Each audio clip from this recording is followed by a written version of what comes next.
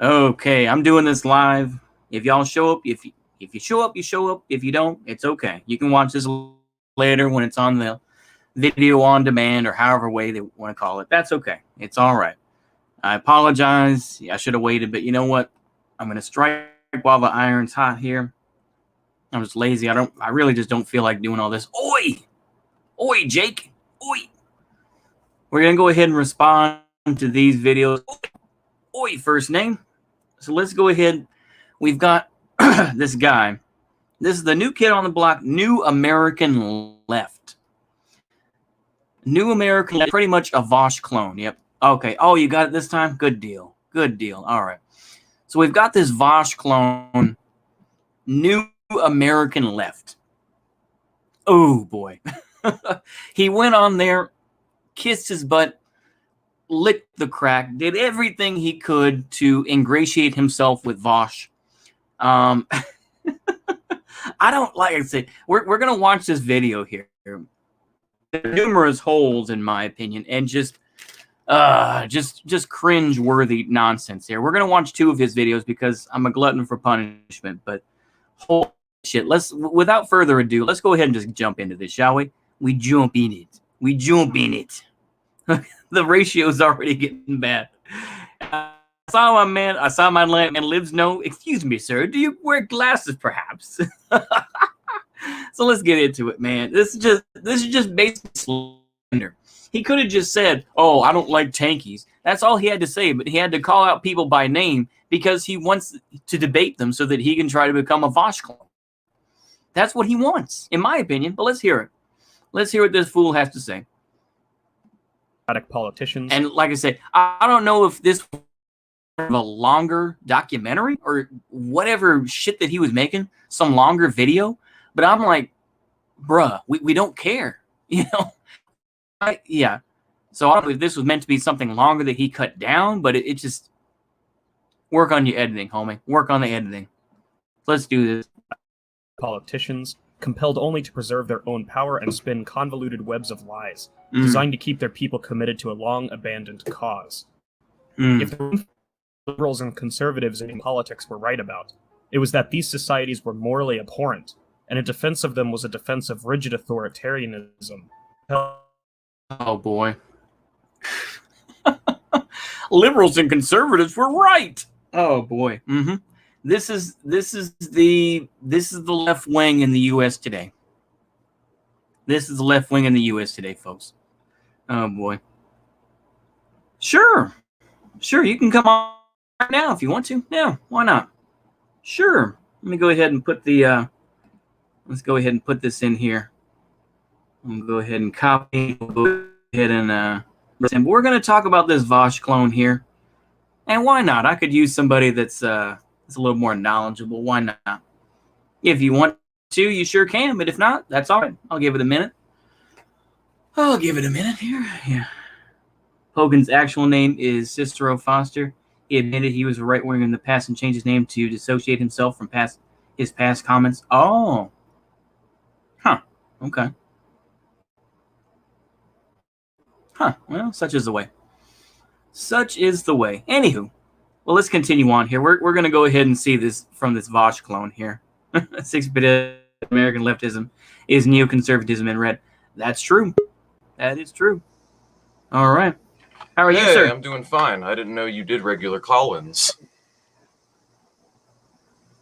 Oh yeah, no problem. Yeah, we had Comrade Net. We had a nice conversation yesterday and everything, but that's a whole other thing. We won't get into that, but I was gonna respond to these videos by this New American Left guy.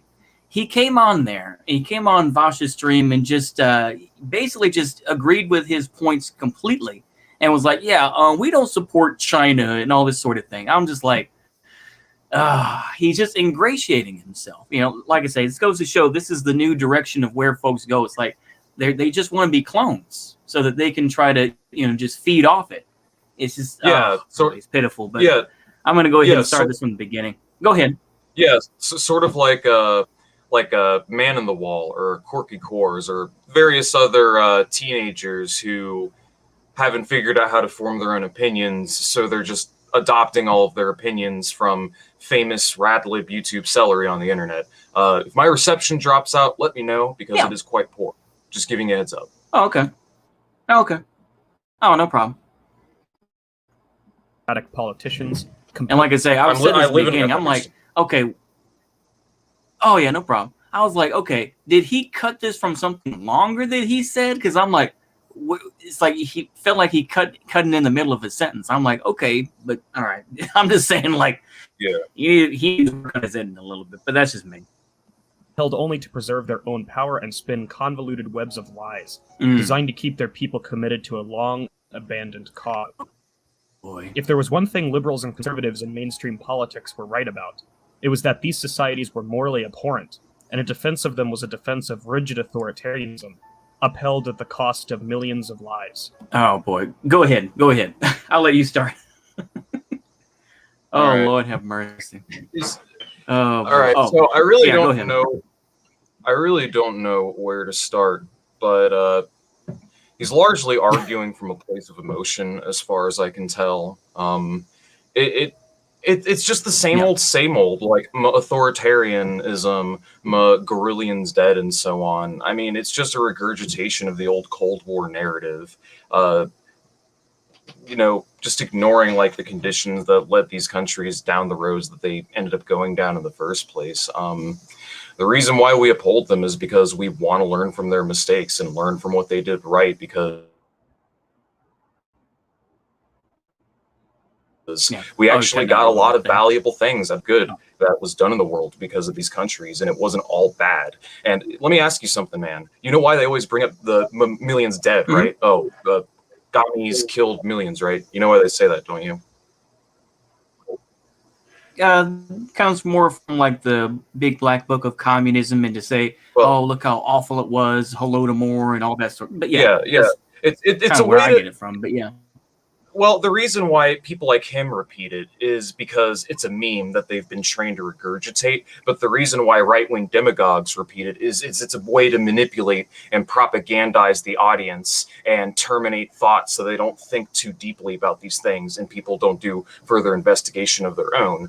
No modern Sovietologist is gonna uphold like the modern dystopian totalitarian narrative, like none whatsoever. Like modern Sovietology like largely discredits the old conquest narrative. Yeah, definitely so. I think it's ridiculous where he's like, well, this is what liberals and conservatives actually got right. It's just like it's a cheap appeal. That's all he's doing. He's doing a cheap appeal to try to be like, well, not all liberals and conservatives are bad, but, you know, oh, boy. Let's hear some more of this. Today, what is understood to be the left is fractured subgroups, none of which seem to agree with each other on much of anything other than the fact that unrestrained capitalism is bad. One can be a leftist if they are advocating for some social democracy. Social democracy. It always comes around to that. You know, the whole thing, you know, this, I mean, correct me where I'm wrong here, but a lot of this comes from, of course, you know, the Hungarian Revolution, and oh my gosh, they were sending in tanks against them and everything. Oh boy. And then of course you had like the European left and all this sort. This is where democratic socialism, as far as I know, comes from. And because of that, just golly, just cope. Could you speed it up a bit? Oh man. Yeah, sure, we can do that. Absolutely. Yeah. We'll do one. I want to see what else he has to say. Just let's see this. Social-oriented economy that focuses on public welfare. Similarly, one can be a leftist if they literally run apologetics for the now defunct Soviet Union. Most of us would agree, all else being equal, that one of these individuals is likely going to, and arguably more sin. After all, for all the wrongdoings of the United States government, defending the wrongdoings of other imperialist nations by comparing them to the history of American imperialism is to imply that evils can be justified by other evils. Okay. He's fallen into the trap that a lot of folks do, where he's just like, well, Americans bad, but these other countries are bad too. And it's just like, okay, if you don't have any support, and you don't have the infrastructure that these other countries have, then what are you fighting? You're going to have to, like I said, this is why people support bigger countries, because until you have an infrastructure until you are able to become somewhat more autarkic, you have to play the game a little bit and work with these other countries. Go ahead. Oh, if there's something else you have to say. That's just me. He just hasn't said anything that I haven't heard before. Like, none of this is really substantive. Yeah. Rehabilitating the image of old socialist countries actually helps the cause, because the main reason why people are turned off to socialism is because they have dystopic visions of the USSR and Warsaw. But if you can demonstrate and show that that's largely bullshit, and keep in mind, there's a reason to lie about these countries in the first place. You're fighting a Cold War. Of course, you're going to lie about your enemies and make shit up. But on the other hand, if you can rehabilitate the image of these countries and showcase and demonstrate that they weren't that bad, and there's actually a lot of merits to planned economy, then that actually does more for our cause than just writing it off as not true socialism and advocating for a utopian model of political economy that only exists in your head, Yeah, exactly. I was watching a video from this from a Russian guy.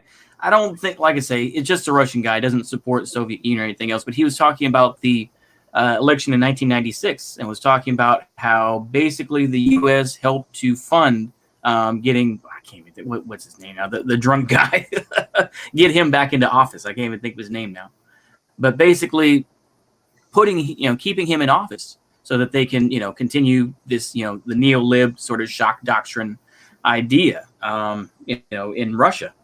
So, like I said, I'd take it all with a grain of salt. And they purposely undid the Communist Party, which was still popular even in 1996 in Russia. So, let's continue, though. One is to suggest that all of the Soviet Union's brutally totalitarian actions were simply forced responses to American aggression, a notion that is as dishonest as it is ahistorical. Concede by all accounts, the USSR can be viewed as an example of ideology being used as a crutch for malevolence and power. Online content creators such as Bay Area Marxist-Leninist, Infrared, and others continue to promote Marxism. You have to at least get him right. He's called Bay Area 415, which is the area code. So at least get that right instead of just calling him ML. Like I say, I think that's an oversimplification. He's doing this. He's just trying to goad people so that he can debate them. In my opinion, but so here's my question. Go ahead. Here's my question for the New American Left. So, what was the USSR just supposed to do? Let the Kronstadt rebellion transpire and let these sailors just wreck and just demand more wages when you desperately need labor? Or what are you supposed to do? Just let the churches actively do polemics against the new government so that they can form forces of counter-revolution against it and overthrow it? What were they supposed to do? Not industrialize, not collectivize? Yeah. I don't know. That's the real question, isn't it? I mean, like what were they supposed to do? Just lie down and die? Would they have been a revolution worth supporting then? Because now they don't offend the moral sensibilities of some shit libs on the internet 80 years later. Like what is his alternative? Is my question. Yeah. Yeah, that's a good question. I mean, I guess people like that would. I'm trying to think of their names now, but I guess support maybe the anarchists in a way. I guess I don't know what they would do. To be honest with you, I think that these folks are just so they just don't like the tankies because they view them as red fash so much that they would rather just support anything other than them. It just it goes to show that these folks are just politically illiterate. They're left anti-communists. That's all they are, and it's purely an argument from emotion. They're not taking a scientific look at political economy at all. It's pure feels over reals when it comes to this sort of stuff. Hence why, when I was debating who, he was getting so emotionally upset and pissed off. Like, not even 3 minutes into the debate, he goes full bad faith. Like, literally the second the topic of the USSR comes up. Yeah, absolutely. I mean, these are folks that would unironically, I think, support neocons. We're just like, well, we need to break up Russia. A little bit, but it's okay.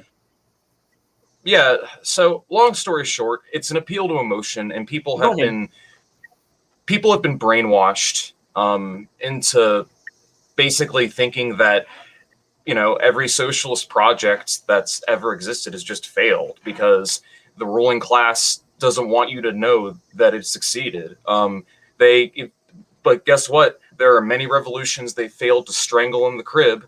So these revolutions persisted, and guess what? If they can't destroy these countries, they're going to destroy their image, and that's the reason why you have institutions like the National Endowment for Democracy or the Truth and Reconciliation Commission, or Operation Mockingbird, or these various other institutions backed by the CIA to manipulate media to just, and their job is literally to churn out lies about communist governments, just to churn them out like day in, day out, over and over and over again, So, what to do about it? I mean, what to do about it is just challenge the narrative, debunk the narrative, because the lies are easy as fuck to debunk when you actually study the history,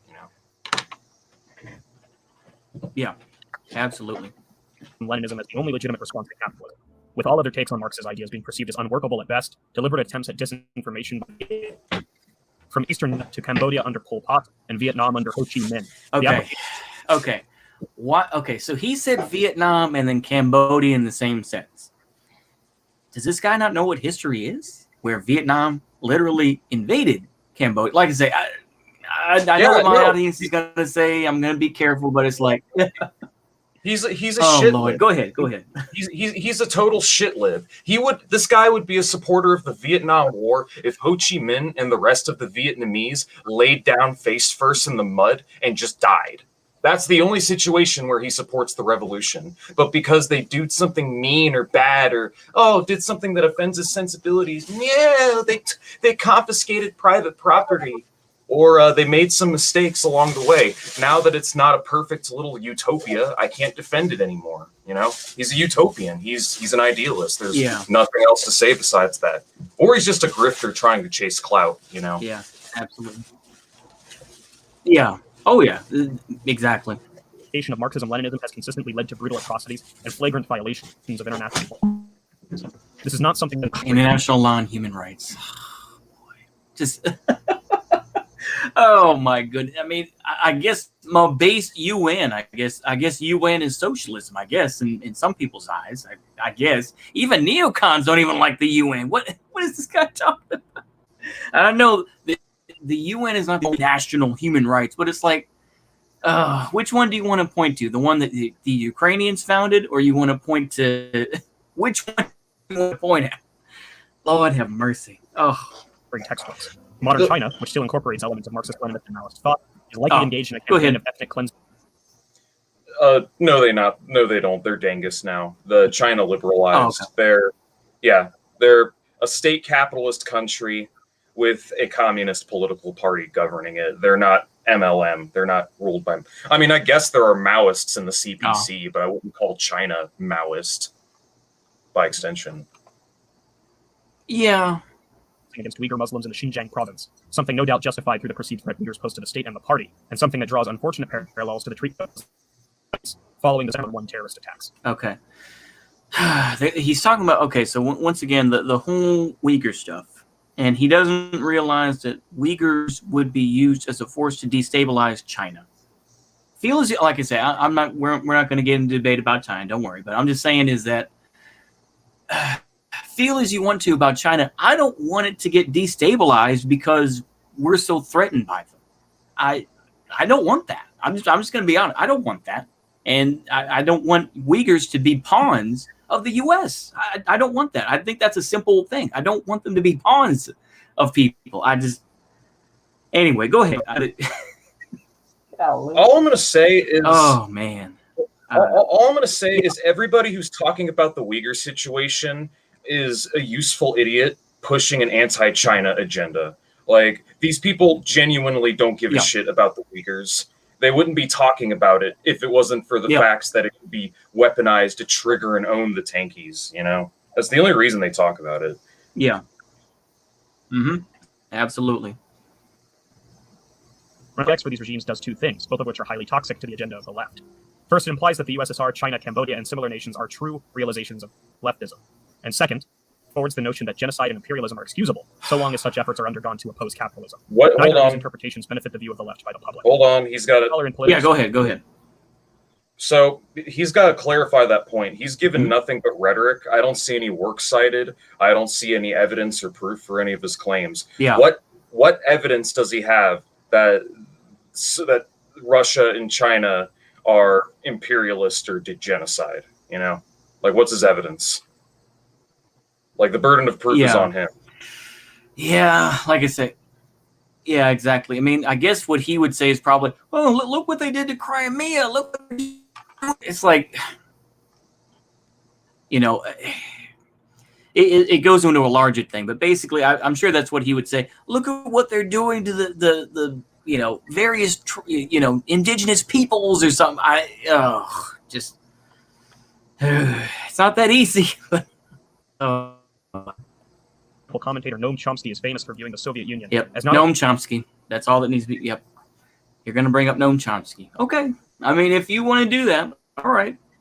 Something other than a socialist nation, but considerably divorced from the conception of socialism Karl Marx conceived of in his writings. Despite the pushback from extremists, Chomsky is correct.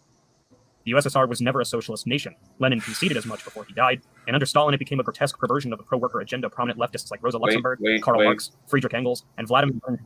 Yep, go ahead. Okay.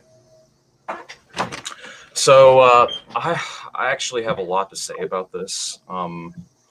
It is true that Vladimir Lenin. Yeah, it is true that Vladimir Lenin called the Soviet Union state capitalist while he was alive. However, by the early 1930s, after the drafting and the completion of the first five-year plan, virtually all industry was nationalized, socialized, collectivized, and reined in to the control of the state. And we saw a form of surplus extraction taking place that was very unique to the USSR that's never before been seen in history. Their political economy did not function like a capitalist country. Yeah. It was not state capitalist. And it's not to say that it was like a perfect democracy. Like it was a highly bureaucratic mess. There was not a great deal of democracy in the USSR. I mean, this much is true. But I don't think that the democratic component is the most necessary piece to classify whether or not a country is socialist. There are plenty of countries today that don't have democracy that are capitalist, but you wouldn't say that they aren't true capitalism because they're not democracies, would you not? I'm granting him the benefit of the doubt when I say this, of course. Right. Yeah, so, and the other thing... Yeah, I hear what you're saying, Yeah, and another thing is, like, people don't really know like what late Marx was about. So the late Karl Marx was actually much more of a centralist and vanguardist than the early Marx.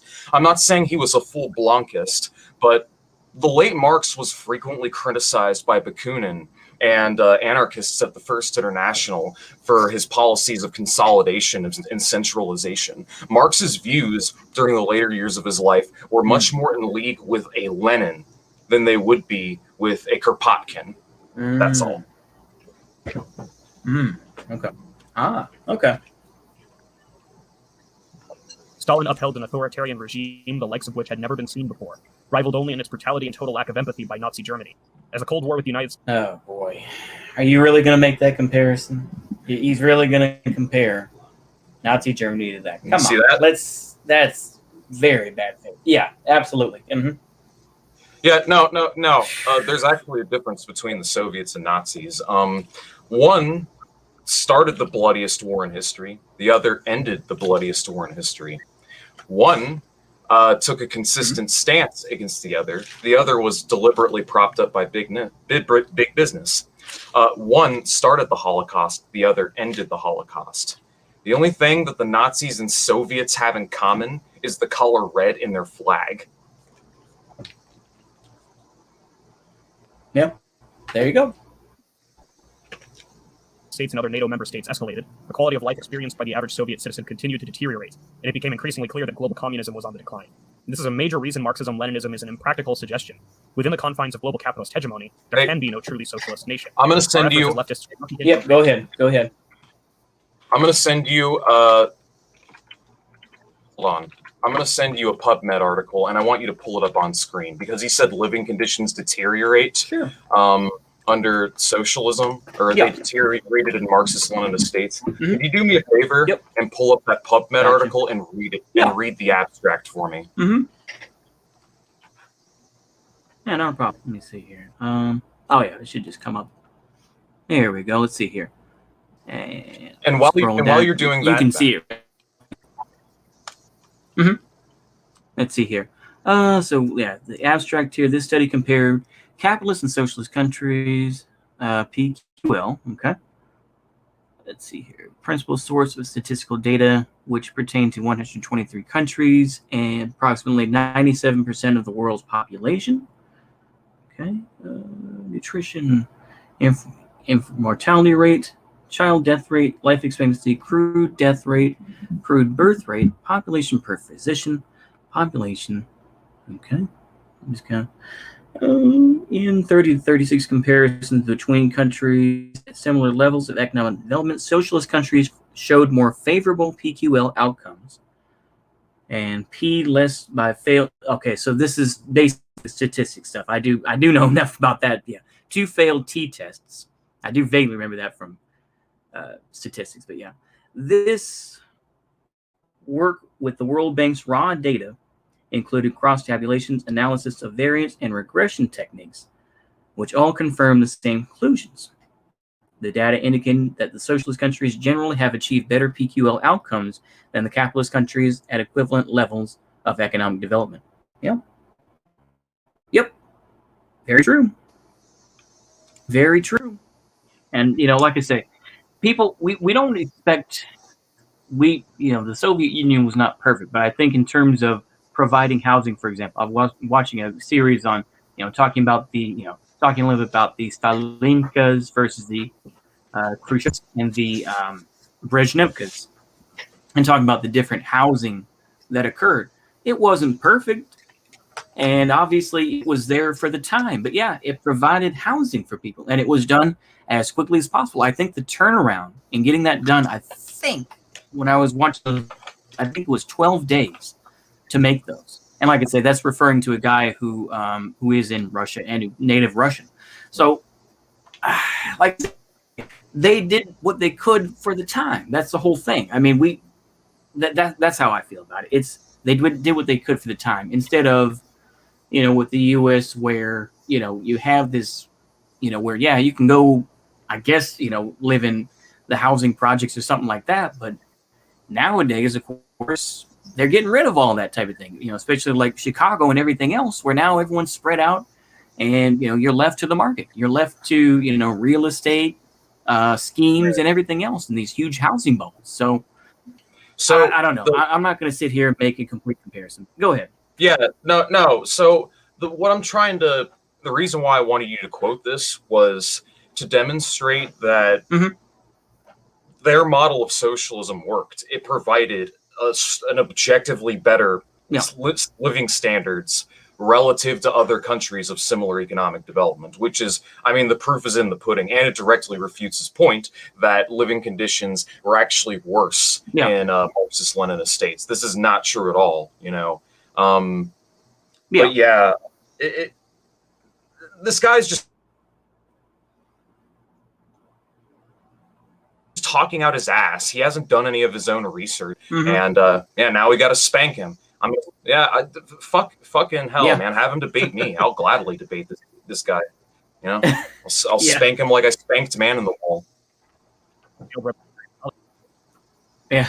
For authoritarian oppression, but rather efforts to bolster the rights of workers and marginalized groups within the current system, until such a time when global socialism, little of the area Marxist-Leninist, infrared, and perhaps even other Marxist-Leninists will respond to this with aggression and outrage, perhaps implying that I am not truly a leftist if I'm willing to engage in what is called bourgeois politics. Pro-worker. Go ahead. System. Okay. The reality is that such individuals and the ideology are politically impotent. Yeah, go ahead. No, what's he saying? Could you slow down? I was going to let him finish his point. Oh, basically what he said. Yeah, no problem. We'll go back a little bit here, and we'll go ahead and slow it back down to normal. Okay. Normal works, whatever. Okay. Yeah. I have little doubt that Bay Area Marxist-Leninists, Fred, and perhaps even other Marxist-Leninists will respond to this with aggression and outrage, perhaps implying that I am not truly a leftist if I... So in other words, you admit that this is bait. Okay, I mean, it's bait. All right. I mean, we're taking the bait right now, but it's like, come on, man. All right, let's continue. All right. Willing to engage in what is called bourgeois politics. Okay, he's willing to engage in bourgeois politics. Okay, let's continue. Let's let him finish his point. And forward pro-worker reforms. Like, what is get outraged? System. What are we getting outraged over? Yeah, I mean, the thing is that, okay, we're not outraged. It's just like, you're basically just repeating what people like Vaush are doing. The thing is that I will say this, and like I said, what I say here, just in case, it's just what I say, this and that. But I think that there is, like I said, with Vaush, he was trying to do the Destiny thing where, well, we're going to give money to a candidate. Now that all the failure of what happened with Destiny is that now Vaush says, I'm going to start, we're going to do canvassing for different things, this and that. Basically, he's going to become a proxy where he's not going to directly influence an election. He's going to have his audience do it for him. So he's got all this money and everything else like that, but he's going to promote these different, progressive, quote unquote, candidates, while he can have the sort of, plausible deniability and say, I didn't directly influence that. That's the whole thing of it, right? I mean, this isn't anything new. This is just what people do. This is what influencers do, right? This is no different than what corporations do. They'll back a certain candidate or make something else. This is not. Yeah. Well, anyway, it's not, like I say, we're not outraged by it. We're just saying. You mean they'll often. You mean. I'm breaking up again, aren't I? Oh yeah, no problem. Yeah, all I was gonna say is So all I was gonna say was in the same manner that companies try to privatize the gains and externalize the losses onto others, now you've got big YouTubers that are going to try and take credit for the work of other people while blaming everyone else and skirting responsibility for the own hand that they had to play in the fallout of their own actions. So yeah, it's quintessentially bourgeois. Yeah.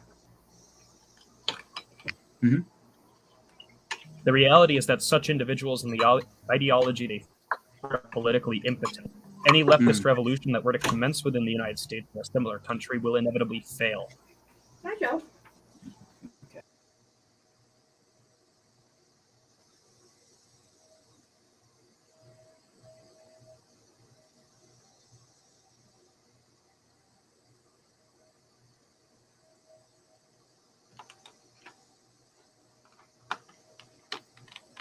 Hello?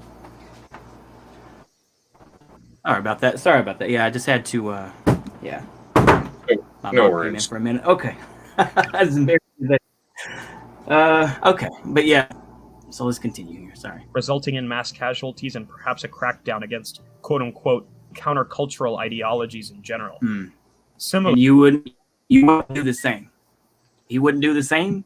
Like I said, I hate to say it like that. And like I said, what I say is what I say. But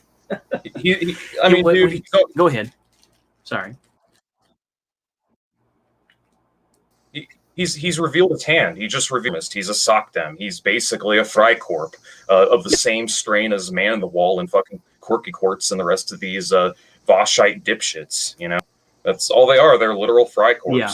So yeah, he's just revealing his hand. I don't know what else to say besides this. Yeah. Absolutely. Similarly, the sort of government these individuals lobby for rigid authoritarianism and totalitarianism, often coinciding with the oppression of ethnic minorities and political dissidents.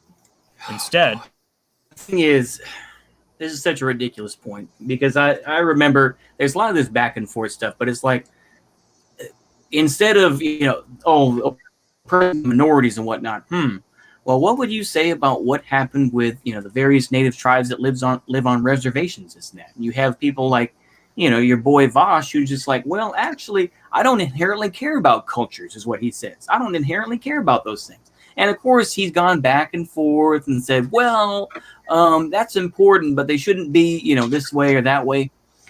it's just typical lib stuff. It's just typical. We don't inherently care about their history. This and that. It's just like, okay, I mean, you can go ahead and, virtue signal as much as you want to about these cultures, but then when it comes to creating your system, you don't want them to be oh boy, just, he does keep revealing himself, though. The efforts of the left prioritize reform and compassion, making the best of a system that we accept as flawed and exploitative, but one we must work within until a brighter tomorrow is realized. Oh boy! So he's just a Bernstein. So it's like it's a flawed system, but it's the only one we have. Yeah, he's a Bernstein. Basically, it's like, eventually we'll get there. He's basically a Bernsteinian. Like, this is just Bernsteinianism. Like, Bernstein said the exact same shit 120 years ago. This is nothing new. Yeah. Exactly. Yet end the exploitation, but we can alleviate it to a and the best way to accomplish this is by moving the general public further to the left. Something that can't be done if we make excuses for failed. How are you moving people over to the left? How are they doing that in any realistic way?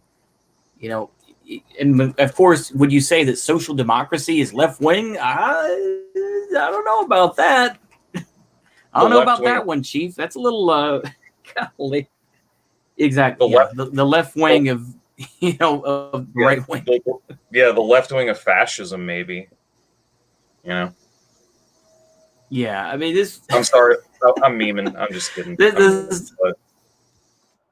Yeah, no, it's okay. I mean, it's just ridiculous to see this type of stuff. It's the same type of thing when people were saying, "Well, we have to vote for Biden because he's not Trump." And it's just like, okay, yeah. I mean, and now what is he doing? He's giving more money than Trump did, and under BLM. I'm not gonna Jimmy doorpost too hard here, but it's just like, yeah, the things that occurred under Trump are still happening now, and of course they're just like, well, it's bad, but he's not Trump, so it's just like, well, okay, if that's what you wanted. Jesus wept, Lord. Okay. Unethical governments. It is commonly believed, with good reason, that any viable political system that elevates workers to the forefront of the process, with both personal autonomy and economic freedom, is a system that would incorporate democracy. By their very nature, none of the regimes we've discussed today were democratic by any of the imagination, nor did they allow for the Okay. Now, I know that this is something that a lot of folks have said, but especially about Stalin in particular, where it's just go ahead. I'm sorry for interrupting, but no, he's just fucking wrong here. No, he's go just ahead. absolutely wrong. Yeah, he's absolutely wrong. No, they weren't that democratic, but they were still regimes fundamentally based on collective decision making. Every workplace was consolidated. Every branch of government, every piece of the bureaucracy were all consolidated into workers' councils. Stalin himself was just one person who was a part of a larger team governing over a complex political pyramid that was from the top down, based on collective decision making. It was always like that. It was never not a government based off collective decision making. So he's wrong about that one. And two, this is poisoning the fucking well. This is massively poisoning the well. MLs, we as MLs are incredibly progressive. We're huge advocates of democracy. I mean, I'm an advocate of radical democracy fuck's sake. I don't know where he gets off thinking that we want to resurrect the USSR and we want to verbatim reproduce every single tiny thing about it as though we think everything that they did was good. I mean, maybe if you poll old 90-year-old Russian boomers, maybe they want to bring back the good old Soviet Russia, but I want to make a new socialism, and I want to go beyond the socialism of the Soviets. Yeah, there you go. Absolutely. Existence of meaningful political debate or dissent. Apologetics aside, it becomes increasingly clear to a careful observer that any apologetics is reduced to whataboutism or fear-mongering, blaming the actions of the Soviets or the Chinese, for instance, on the looming CIA boogeyman rather than accepting the failures of planning and cults of personality. Oh boy, go ahead. I know you got something to say. Lord have mercy. This guy. Well, I guess the CIA never got involved. okay, so Go ahead. again, Yeah. as though the CIA hasn't had a massive hand to play in the downfall of dozens of revolutions and workers' movements across the globe, and hasn't been working relentlessly for decades to suppress national liberation struggles and left-wing movements everywhere, as though they didn't back a literal genocide in Indonesia in the 1960s. I mean, we're very right to talk about it. And no, acknowledging basic historic facts is not apologia. We're not apologists. I'm not apologizing for anything. Yeah. I'm acknowledging basic historic facts. You're the Right. one who's talking out your ass, like seriously, arguing from emotion. Little fuck absolutely. bitch. He needs to come on my channel. Like, he wants to debate. He wants to chase clout. Send him my way. I'll debate the motherfucker. Like, seriously. Quoting the article on the dictatorship of the proletariat, quote, "The Bolsheviks became concerned under these conditions, absence of mass participation in political life and the banning of opposition parties, counter-revolutionary forces would express themselves within the Bolshevik party itself. Some evidence exists for this in the massive ex-opposition party members who signed up for Bolshevik membership immediately after the end of the Civil War. Despite the principle of democratic centralism in the Bolshevik party, internal factions were banned. This was considered an extreme measure and did not fall within Marxist doctrine. The ban remained until the Soviet Union's solution in 1990." Yeah, go ahead, please. Okay, wait, hold on. So the whole point of the factionalism ban was to stop infighting during the Civil War. It was never lifted, which, a debatable decision, it was never lifted. But the whole point of the factionalism ban is to keep the entire country on the same page, keep everyone on equal footing, because, it's a backwards third world country that's incredibly unstable, fresh regime out from famine and civil war that's got to piece everything together from nothing and keep everybody in line. So, perfect bottom-up anarcho-communist democracy could never emerge within such a context. So yeah, it was a siege move. And just to let you radlibs know, both Stalin and Khrushchev routinely railed against the bureaucracy. And they routinely fought against it, introduced by both Stalin and Khrushchev to combat it and achieve higher stage of socialism and increased democracy. Multi-party candidates is something that Stalin proposed, as well as Khrushchev introducing term limits on various positions within government so that you don't have the same person in the same spot for 80-something years.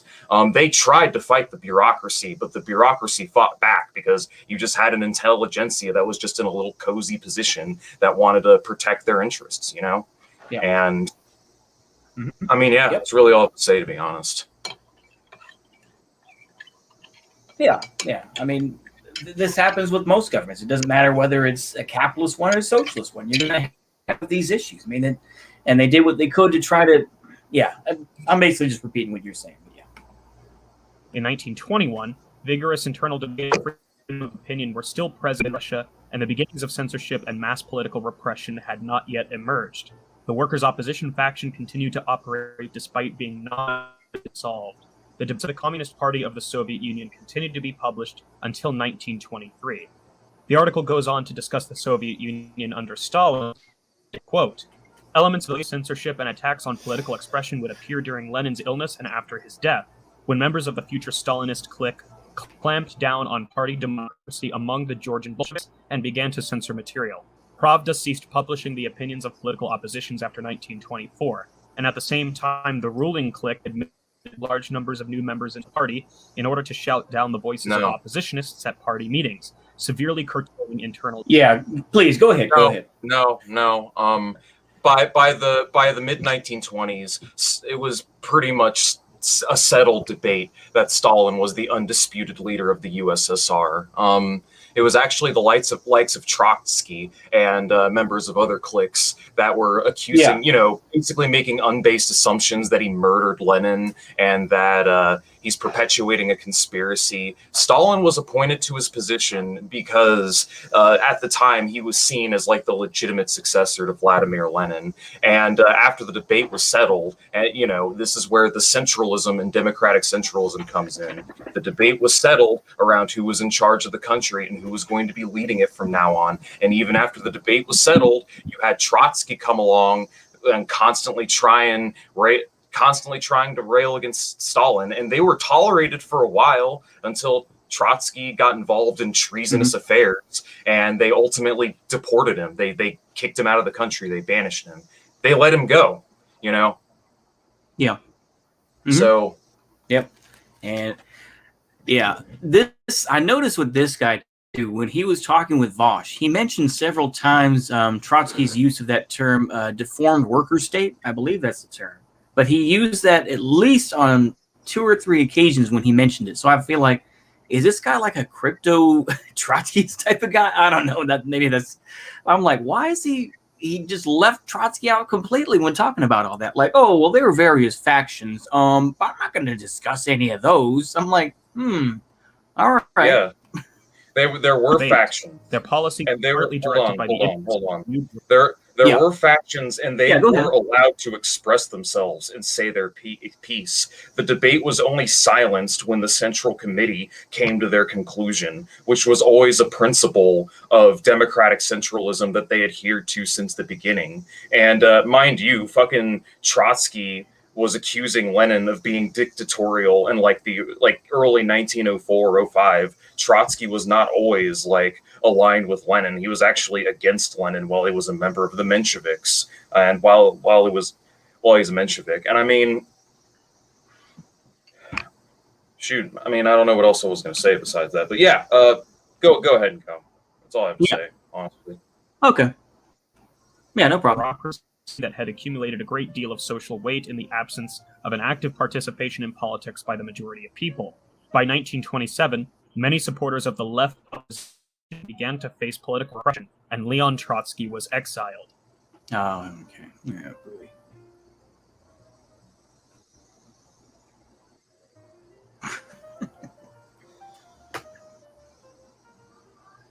If you identify with one of the ideologies that I've mentioned in this video today, I hope you understand that I'm not attacking you as a person or insinuating that you're a bad person. No, I'm merely offering an opinion on the ideology as a whole and insinuating that if the left has certain objectives, bait. Oh my gosh.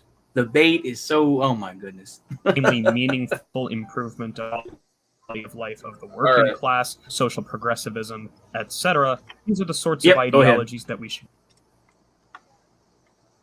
Does this dude have social media? I'm gonna reach out to him on social media. Fuck debate. I want to have a dialectic. Okay. I'm gonna reach out to this guy because clearly he seems to be very confused on some things. So I feel like it would be useful if I were to try and have an open dialogue conversation with him. So I'm gonna try to reach out to him later and see if I can get something going there. Okay. But all right. I think the video's done. At this point, he's just saying, well, I'm not attacking you personally. And I mean, he wasn't. I mean, for all intents and purposes. Yeah. I mean, he was just expressing that's his fair. generic, he doesn't know his shit. Like, he doesn't know his history. And everything he says is, easily refutable, Just saying. Mm-hmm. But yeah, anywho. Absolutely. So how was your day, Uncle Thomas?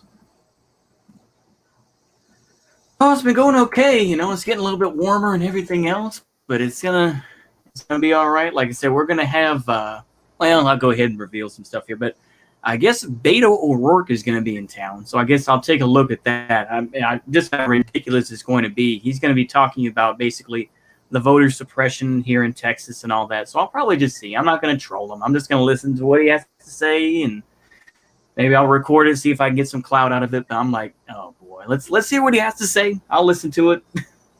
Yeah, I don't know. I do agree that Texas is what it is. But yeah, American. Yeah, I'll probably do that and just I'll go ahead. American politics is largely a spectacle. Do what you got to do, man. Do what you got to do to grow your channel. Yeah. I just hopped in because I saw you were live, and it was a unique opportunity to provide some commentary. Oh yeah, not a problem. I appreciate it. Yeah, is it like I said with my commentary? I'm somewhat reach out to the sky. And, yeah, no problem. But, go right ahead. Yep, I will do that. I was gonna see what he has to say in this other one, just to see, just as a context. That one was obviously a bit of bait. I was gonna see with this one. If you want to stick around, you can. If not, not a problem. You can just go ahead and. Yeah, I want to see what he has to say about how military spending. I've got a lawn to mow. I've got a lawn to mow, so I'm gonna drop out. I'll leave you to it. All right. All right. No problem. Take care, buddy. Okay. Yeah. Good to see you. See you. All right, but that was nice to say. Yeah, anyone remember being? Yeah, hell yeah, we'll take your guns. Oh yeah, I do remember that. Yeah, I do remember. Yeah, but that was nice. That was nice to have some extra commentary there. I appreciate that. So let's go ahead and I'm going to go ahead and see what this guy has to say in this other video, and let's go ahead and see just a comparison, as a comparison. But yeah. Hey, it's good to see everybody again. Hope you're all doing well. Okay. If you've ever watched a mainstream political candidate or news broadcast in the United States discuss the national budget, you have no doubt heard that the most significant category of spending is the military budget. Many politicians advocate for a reduction in the military budget or a redistribution of funds so they can be utilized for other national expenses, while others propose raising the military budget due to international threats and the need for global American supremacy. It's unclear what exactly the military budget is and what constitutes military spending. This is fundamental to our understanding of American geopolitics, as the United States remains the world's only superpower, though China is posing some competition, and therefore a good deal of its economic power rests in its ability to defend its allies and crush threats to its geopolitical interests. Consequently, attempts at changing the military budget in a let me go ahead and respond to this, though. Okay, so it'd be nice if I could see him, but I feel like he's in his own space and everything else. But hey, if it ever happens, then yeah, I'd let him talk and everything else. But yeah, we'll see how that goes. But anyway, just saying, I appreciate that, Winky Dinks. Okay, let's continue with this though. Way immediately raise global political complications, ranging from more conservative politicians citing possible global threats to the United States, member states and other allies expressing concerns about America's ability to defend its allies. Okay. The military budget pays the salaries, training, and health care of uniformed and civilian personnel. It also maintains arms, equipment, housing, funds operations, and develops and buys new items through research and development spending. The budget funds all 5 branches of the U.S. Armed Forces: the Navy, Air Force, Army, Marine Corps, and Space Force. The 6th branch, the Coast Guard, is funded through the Department of Transportation and is thus exempt from military spending. Okay. So what I feel like he's leaving out already is he's leaving out Raytheon, he's leaving out companies like Boeing, this and that, who also do this stuff. So like I say, it's much more murky. Maybe I'm muddying the waters here a little bit, but I feel like there's more to it than just simply, oh, well, they, it's just this, they get money from, it's a little more complicated than that, but all right, let's continue. In May 2021, President Joe's military budget request for fiscal year 2022 was $715 billion, an increase of $10 billion from the previous year. The budget also includes spending designated for what are called support service contractors, which are really just private military contractors, otherwise known as mercenaries. The United States spends more on military expenditures than China, India, Russia, Saudi Arabia, France, Germany, the United Kingdom, Japan, South Korea, and Brazil combined. It is therefore considerably larger and more powerful than any other military power on the face of the earth, with its only meaningful challenges being nations like China, Russia, and North Korea in terms of overall military strength. I could have the United States also has the highest number of international military bases and possesses a Maybe strategic sphere of infrared? influence encompassing All right most with of the infrared. civilized world. Yeah, if I'm being well, I'll just say I'm all right with infrared. To be honest with you, he can do what he wants. I don't see what I debate with him about. In general, I think he's all right. I don't really care for who he has on. It's like having logo Daedalus. I don't really like him, but I think that's just a personal choice. I just don't care for that guy. But if he likes him, okay. I don't know. Go ahead, I guess. That's how I feel about it. But yeah. And that's, like I say, that's a serious non-meme answer. I'm like, okay. I mean, he can do what he wants ultimately. I don't really have beef like that, but I don't want this challenge just to be about beef, to be honest with you. As much as I've made it about that, admittedly, but yeah. According to Defense, one publication specifically covering military news, not only has the budget consistently been rising since the September 11th, 2001 terrorist attacks, the motive for America's massive military spending relates to its global security commitments. Most notably, the United States is obligated to defend 28 countries through NATO, 18 countries through the Rio Treaty, countries through the ANZUS Treaty, a bilateral treaty with Japan, a bilateral treaty with South Korea, and a bilateral treaty with the Philippines. In addition to these agreements, the U.S. also has defense commitments with Taiwan, Israel, Saudi Arabia, Iraq, Afghanistan, Jordan, United Arab Emirates, and Qatar. Obviously, a significant component of these security... Is it Qatar or Qatar? Because I've always... Anyway, that's just a side note. Defense commitments involves global imperialism. That is, maintaining the American sphere of influence such that... I'm kind of glazing over. I'm sorry. I am trying to listen, but I feel like I'm kind of glazing over, I guess, because I've seen a lot of this Vietnam footage before, and just kind of like, oh, I feel like I'm watching a History Channel documentary. Oh, I should be listening to what he's saying. Countries are compelled to essentially kowtow to the whims of the United States, or if they exist outside of its sphere of I have not read any enter that sphere. It is not a coincidence that the vast majority of countries the United States has defense commitments with are also significant trading partners. And even countries that do not allow the existence of U.S. military bases within their borders are surrounded by other nations that do allow for the presence of U.S. troops. Thus, the U.S. military is not merely a strategic force, but an economic one. America uses its global military influence to maintain global economic dominance and ensure that its important trading structure is not significantly disrupted, and in some cases, uses its military for the immediate of the military-industrial complex, as evidenced by the extraction of oil and opium in the Middle East following 9/11. This is what collectively forms what we now understand to be the military-industrial complex. In his farewell address to the nation, President Dwight D. Eisenhower said the following concerning the subject. A vital element in keeping the peace is our military establishment. Our arms must be mighty, ready for instant action, so that no potential aggressor may be tempted to risk his own destruction. The scale of an immense military establishment and a large arms industry is new in the American experience. The total influence, political, even spiritual, is felt in every city, every state house, every office of the federal government. We recognize the imperative need for this development, yet we must not fail to comprehend its grave implications. Our toil, resources, and livelihood are all involved. So is the very structure of our society.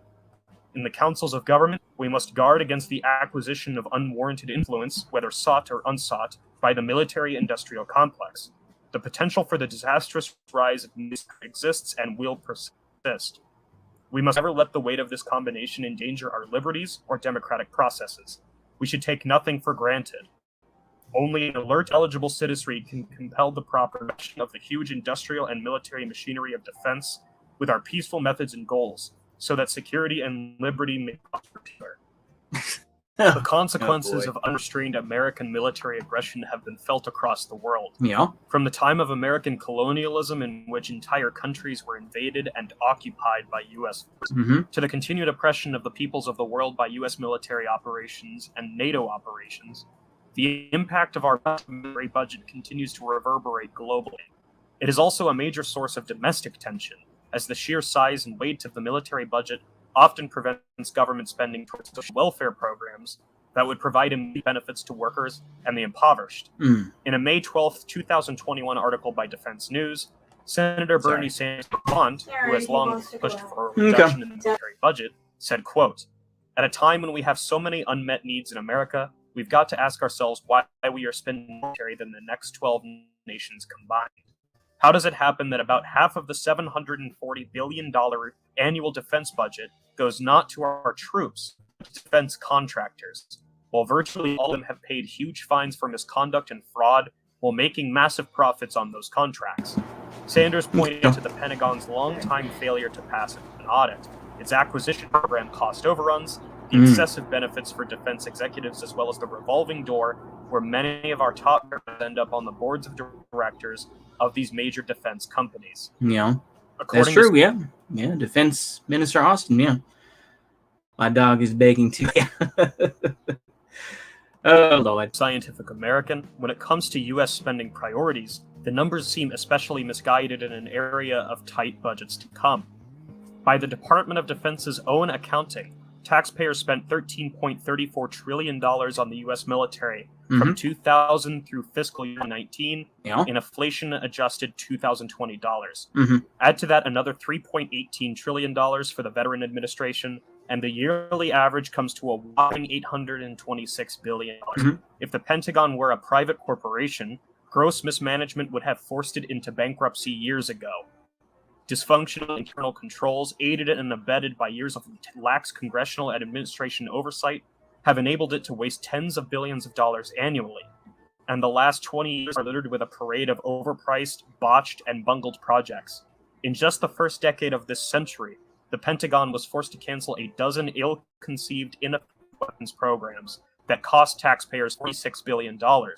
They included the Future Combat Systems program, a fleet of networked high-tech vehicles that didn't work, a Comanche helicopter, which is in development, was never built, and the 40-ton Crusader artillery gun, which never even made it to the prototype stage. Also consider that very little of the military budget goes to addressing domestic problems, both environmental and infrastructural. According to Scientific American, while most Americans have access to safe drinking water, Flint, Michigan's lead problem is not an isolated case. Contaminants including arsenic, copper, and lead can still be found in tap water across the nation. Water systems serving nearly 30 million people violated an EPA lead and copper rule between January 2015 and March 2008. 16 million people across 30 states drink water contaminated by perchlorate, a rocket fuel component used on military bases that causes neurological damage to infants and children. In June, EPA defied a court order and finalized a decision to force. I can't really find. They sell. Oh boy, yeah. You think there will be more anti-government movements led by veterans? Oh yeah, absolutely. Yeah. Need to read Nikish for this podcast this weekend. Oh, okay, that sounds good. Yeah, that one that you read the other, Carl, because I know that you read that one about the one with the essay guy that's a skeleton. I know you've read that one, but yeah. No, Nikish, was he different? Was he that different from Pytel? He was more outright about it. I think Nikish was part of the old Social Democratic Party, and then joined the communists, this and that, and he wanted what he called Prussian Bolshevism, and he was a little more connected to the system than Pytel. I was referring to veterans. Yeah, I did talk a little bit about that in a recent video, just talking about how veterans are treated, this and that. It's pretty awful how they're treated in the U.S. But yeah, let me just finish that. But yeah, Nikish was more connected to the system, whereas Karl Otto Pytel, as far as I know, really wasn't connected to any political group officially in Germany. And he fled to France, I think in 1939, and then he was considered a dissident Nazi, and then left and went to the U.S. and did some work with the U.S. government. Went back to Germany, was disappointed, came back to the U.S. and, supported various movements, but still didn't like women. So take that for what it is, right? But yeah, I think that's kind of a basic definition of how, a biography of what Pytel did. But by all means, if I said anything wrong, the other Carl, please let me know if I said anything out of turn there. But yeah, anywho, let's finish this up. I don't have that much to argue against. Okay. Most of this is correct. All right. Forego a standard limiting perchlorate's concentration. Mm-hmm. Hundreds of billions of dollars spent by the military do nothing to address these problems and the various other crises millions of poor and working class Americans face on a daily basis. Mm-hmm. So, that was a quick summary of the military budget and how it actively hurts Americans and what needs to be done to rein it in. I hope you enjoyed this video and found it informative. If you did, be sure to leave a comment, like the video, and subscribe to the New American Left channel. Additionally, if you want to support the project directly, you can do so at patreon.com/newamericanleft. Any and all support you send us over there is greatly appreciated. Be sure to also follow us on Twitter at twitter.com/newleftpress, where we post spicy political and economic takes. No problem. That's okay. Once again, thank you for tuning into the New American Left. I look forward to seeing you in the next video. Take care. Yeah, okay. Well, there we go with that. Yeah. So I'll go ahead and remove that there. But yeah, that's pretty much what occurred with that. I think it's just easier to put on live streams in this net. Constantine is on. Oh, damn. Okay, well, you know what? Let's go ahead and end this stream. I was gonna go ahead and talk and la-di-da around, but Constantine's commentary is on, so I'll go ahead and listen to that.